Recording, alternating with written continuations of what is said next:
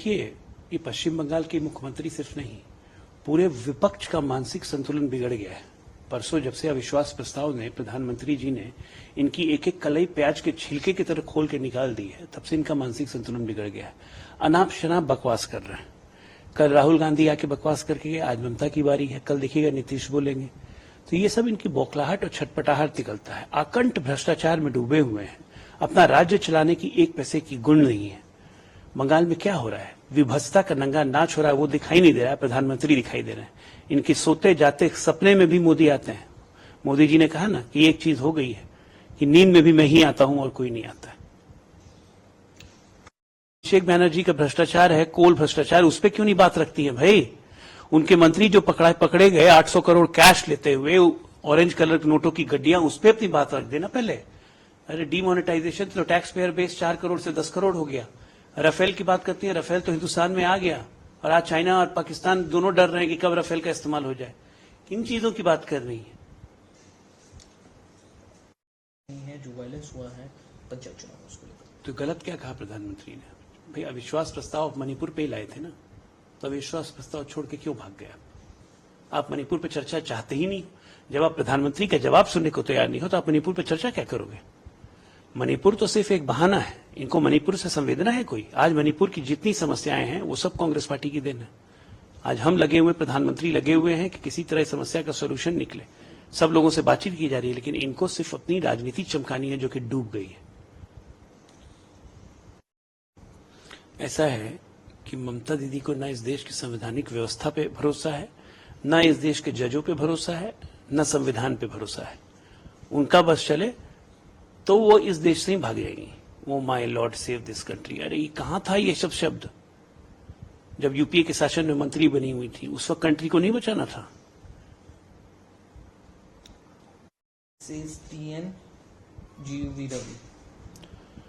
ऐसा है कि जो तमिलनाडु का जो बिल आया था, एंटी नीट बिल, ये देश के संवैधानिक व्यवस्था, देश के संघीय व्यवस्था पे चोट है। Under CR, now that's been enlarged to 60 to 90 days. So the law gives more power to the police. The power which was already misused will be misused further, says Rajya Sabha MP Kapil Sibal on central bills to replace IPC, CRPC and the Indian Evidence Act. तो भाई अभी तो इसको, इस bill में अगर इतने इनको आपत्ति हो रही है तो बिल को तो समिति में भेजा गया है ना। वहां कपिल सिब्बल जी सांसद हैं, अपने सुझाव रखें। बिल में तो संशोधन की सारी गुंजाइशें हैं। ये दिल्ली के लिए बहुत अच्छा हुआ कि अराजक व्यक्ति के हाथों से कम दिल्ली को कुछ सुरक्षा मिल गई है। ये अराजक व्यक्ति दिल्ली को जिस तरह से 9 साल में डुबा दिया है, उससे दिल्ली को कुछ मुक्ति मिलेगी और सरकार और प्रशासन दिल्ली के लोगों के लिए कुछ कर पाएंगे। Modi ji respect within his party has gone down. There could be revolt against him in the party. अरे गहलोत जी पहले अपना घर देख लें, पायलट को देख लें, क्रैश करने को तैयार है प्लेन लेके। अपना घर संभलता नहीं है, चले मोदी जी की चिंता करने। अरे मैंने कहा ना कि विपक्ष के जितने नेता हैं ये सुबह दिन रात शाम मोदी मोदी मोदी मोदी मोदी मोदी मोदी मोदी, ये नहीं करेंगे तो इनका खाना नहीं पचेगा। कांग्रेस के वरिष्ठ नेता, this is a new phenomenon we have never before experienced in our career in parliament. This is a deliberate design by ruling party to throttle the voice of opposition. अगर ऑपोजिशन को अपने आवाज इसलिए चाहिए ताकि देश के प्रधानमंत्री को सदन में गाली आप दे सके और उसके बाद आप सोचेंगे कि आप पे कोई कार्रवाई नहीं हो। अधीर रंजन चौधरी तो हमेशा अधीर ही रहते हैं, पता नहीं क्या अधीरता है उनमें। अपनी पार्टी में कोई पूछता नहीं है तो बदतमीजी करने लगते हैं, और सदन में बदतमीजी की है उन्होंने। लगे भ्रष्टाचार के आरोपों के पर बात रखते हुए कहा कि बीजेपी के ऊपर कर्नाटक में कई गंभीर आरोप हैं स्कैम्स के, और उन सभी स्कैम्स को मैं जल्दी साबित करूंगा। तो बढ़िया है ना, तो सरकार में भी है, बीजेपी के ऊपर आरोप है तो साबित करिए, लेकिन अपने ऊपर भ्रष्टाचार पे क्या बोलेंगे? बेल पे है ना, सजा हो जाएगी तब भी कंटिन्यू करेंगे कि इस्तीफा देंगे? डीके शिव कुमार जी को हमेशा याद रखना चाहिए कि एक उंगली तानिएगा तो 4 उंगली आप पे जाएगी, और उनके बारे में तो पूरा कर्नाटक क्या पूरा देश जानता है। Invoke sedition law against Pune-based scientist Pradeep Kurolkar, who sold defense secret to Pakistan, and it is a hardcore worker of RSS. Why sedition law removed just to save him? Sanjay Raut जी के दिमाग में पता नहीं कहां से इतनी फर्टाइल इमेजिनेशन आती है कि एक व्यक्ति के लिए सेडिशन लॉ रिमूव किया गया। हम कोई गांधी परिवार की तरह काम नहीं करते हैं कि इस देश में कानून बनेगा गांधी परिवार के लिए और हटेगा गांधी परिवार के लिए। सेडिशन लॉ हटाए तो धारा 150 लगाई गई है। लगता है 150 पढ़ा नहीं है ठीक से। 150, 146, 147 जरा ये सब सीआरपीसी और जरा आईपीसी जो इनका अंग्रेज वाला था वो नया बदल के आया है, जरा उसको पढ़ लीजिए पहले।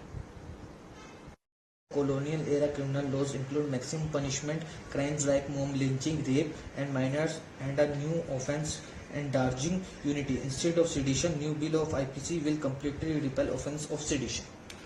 देखिए, राजद्रोह नाम का कानून हटाया गया है और उसके बदले में धारा 150 और उसके साथ धारा 146, 46A और 147 लगाई गई है, जिसमें उन तमाम फैक्टर्स को कंसिडर किया गया है जो पहले राजद्रोह में नहीं थी, जैसे इलेक्ट्रॉनिक माध्यम से संचार करना, उकसाना, भड़काऊ भाषण देना, अलग अलग तरीके से फंडिंग लाना, इन सबको अब उसी कैटेगरी में और अलग से धाराएं लगाई जाएंगी। देश को स्ट्रेंथन करने की जरूरत है। इस गुलामी की मानसिकता से निकलने के कारण ये सीआरपीसी और आईपीसी दोनों को खत्म किया गया है।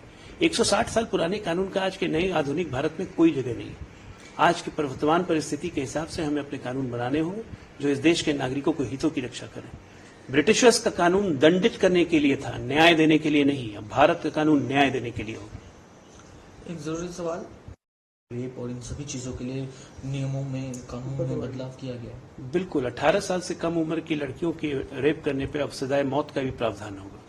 गैंग लिंचिंग पे, मॉब लिंचिंग पे बिल्कुल प्रावधान और कड़े किए गए हैं। मैंने कहा ना कि आज की वास्तविकता के हिसाब से भारत में ये सब कानून लाए गए हैं जो आज देश की जरूरत है। आप MP Raghav for gross violation of rule of misconduct pending a report by privileges committee. On that, Raghav Chadha says that's unfair to me, all false allegation putting on me.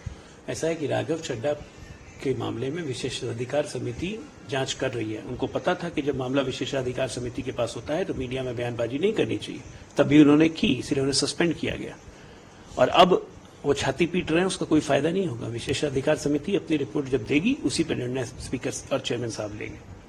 बिल्कुल रखते हुए कहा, लिसन टू इंडियन मुस्लिम्स, मन की बात, Jama Masjid, Shahi Imam to PM Modi, the Imam of Jama Masjid elect the law is proving to be weak, is dealing with hate and communal violence.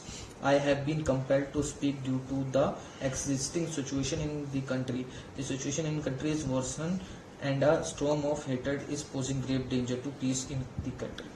शाही इमाम को जैसे चुनाव नजदीक आने लगते हैं तो शाही इमाम बोलने लगते हैं।